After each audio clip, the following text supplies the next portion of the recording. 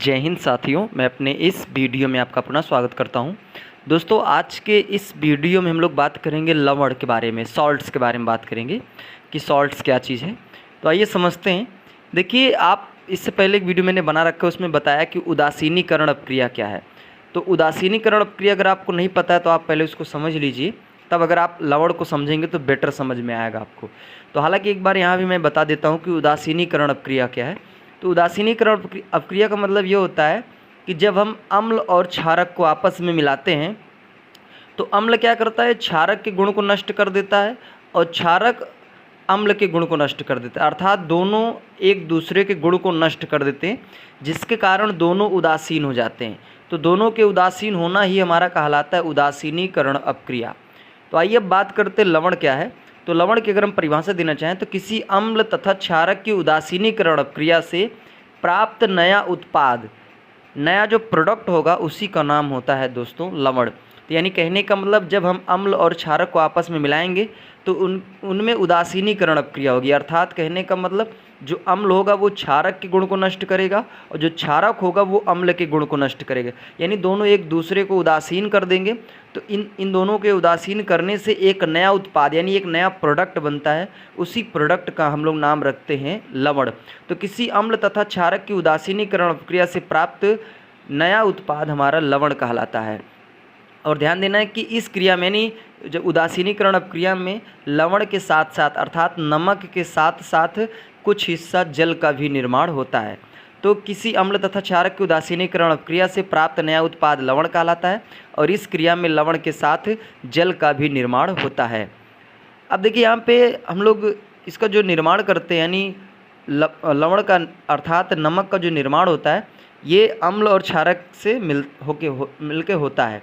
तो अम्ल और क्षारक यहाँ पे हम लोग मिलाते हैं तो इनसे देखिए यहाँ पे जब अम्ल क्षारक मिलते हैं तो इनके बीच उदासीनीकरण की अपक्रिया होती है, तो हमें यहाँ पे नमक मिलता है जिसको हम लोग NaCl कहते हैं, सोडियम क्लोराइड, और कुछ % यहाँ पे हमको जल प्राप्त होता है। तो जब अम्ल और क्षारक को आपस में मिलाएंगे तो इनसे हमको एक यहाँ पे नया उत्पाद मिलेगा जिसको हम लोग बोलते हैं लवण, और कुछ हिस्सों में आपको यहाँ पे जल प्राप्त होगा। ठीक है, अब बात करते हैं लवण।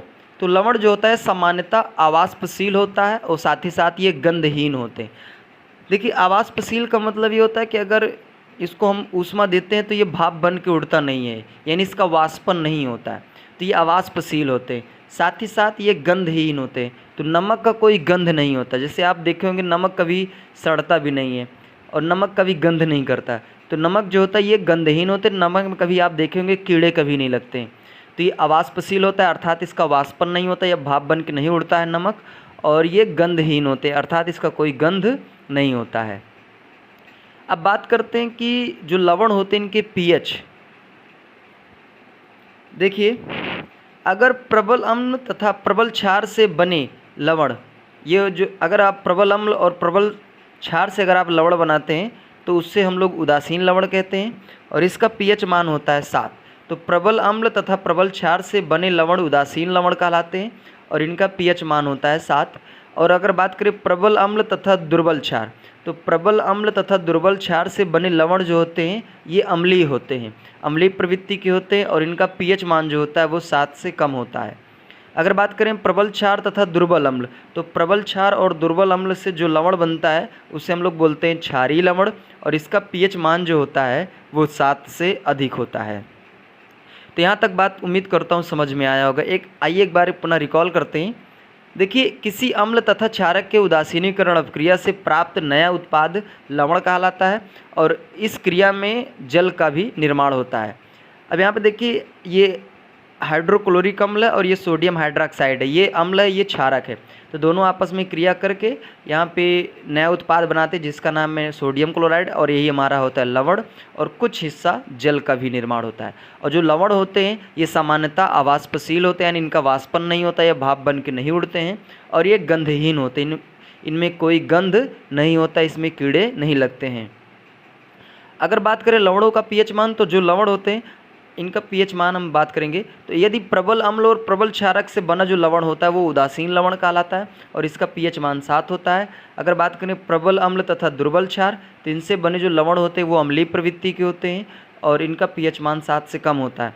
प्रबल क्षार तथा दुर्बल अम्ल से बना जो लवण होता है वो क्षारीय लवण कहलाता है और इसका पीएच मान 7 से अधिक होता है। तो उम्मीद करूँगा दोस्तों यहाँ तक बात आप सबको समझ में आ गई होगी।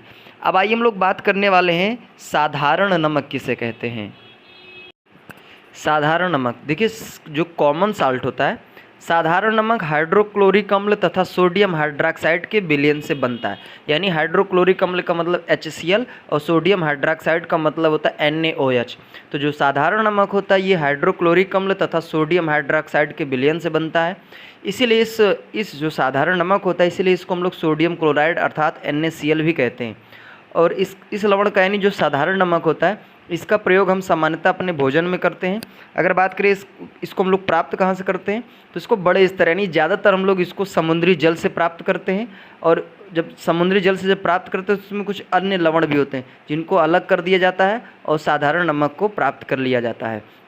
और इसको हम लोग चट्टानी लवण से भी प्राप्त कर सकते हैं।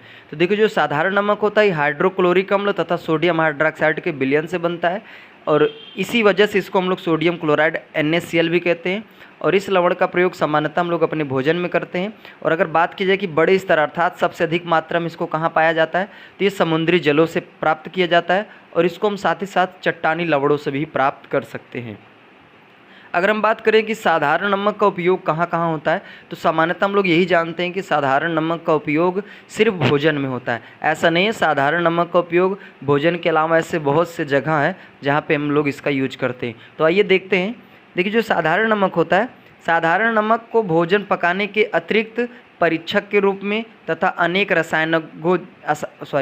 रसायनों जैसे कास्टिक सोडा, बेकिंग सोडा, धावन सोडा, विरंजक चूर्ण इत्यादि के निर्माण में इसका यूज होता है। तो जो साधारण नमक होता है भोजन पकाने के अतिरिक्त इसका उपयोग परीक्षक के रूप में भी करते हैं और अनेक जो रसायन जैसे कास्टिक सोडा, बेकिंग सोडा, धावन सोडा, विरंजक चूर्ण इत्यादि के निर्माण में हम लोग साधारण नमक का उपयोग करते हैं।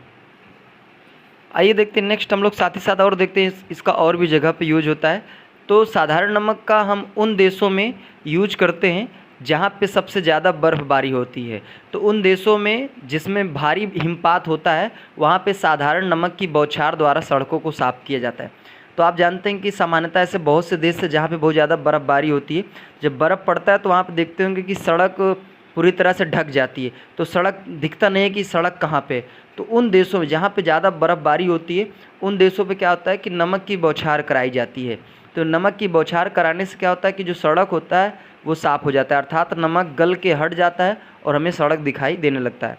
तो उन देशों में जिसमें भारी हिमपात होता है अर्थात बर्फ़बारी होती है वहाँ पे नमक की बौछार द्वारा सड़क को साफ़ करते हैं और यह बर्फ़ के हिमांक को कम कर देते हैं तथा बर्फ़ के निर्माण को रोकते हैं जिससे बर्फ़ पिघलती है और सड़क साफ़ हो जाती है। तो ये जो नमक होते हैं साधारण नमक ये क्या करते हैं, ये बर्फ़ के हिमांक को कम कर देते हैं। अर्थात जो कोई बर्फ़ होता है अगर वो मान लीजिए 25-30 डिग्री के टेम्परेचर पे गलता है तो ये बहुत ही कम टेम्परेचर पे गला देते हैं ये लोग, इतना टेम्परेचर होने की आवश्यकता नहीं है। तो ये यानी कहने का मतलब जो नमक होते हैं ये बर्फ़ के हिमांक को कम कर देते हैं जिसकी वजह से वो आसानी से पिघल जाता है। तीसरा हम बात करते हैं इसका और यूज कहाँ पे होता है। तो जब हमारे शरीर से अधिक पसीना बाहर होता है तो मांसपेशियों में ऐंठन आ जाती है। देखिए ऐंठन आने का मतलब ये कि हमारे शरीर में जो नमक होता है सोडियम क्लोराइड उसमें क्या होता है कमी आ जाती है। तो इसको पूरा करने के लिए हम लोग साधारण नमक को लेते हैं। सामान्यतः हम लोग ये देखते हैं कि जब अधिक गर्मी होती है या फिर और भी कोई समस्याएं होती है तो हम लोग देखते हैं नमक, चीनी, पानी, नींबू का घोल बना के हम लोग पीते हैं गर्मियों में खासकर।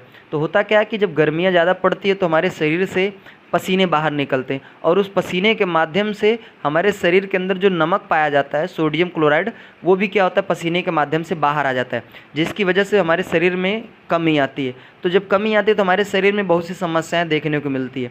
तो हम लोग क्या करते हैं चीनी, पानी और नींबू, नमक इत्यादि का हम लोग मिश्रण बना के शरबत बनाते हैं और उसका हम सेवन करते हैं जिससे हमारे शरीर में जो भी सोडियम क्लोराइड की कमी रहती है वो पूरी तरह से हो जाती है और हमारे शरीर में जो भी समस्याएं रहती है वो भी समाप्त हो जाती हैं।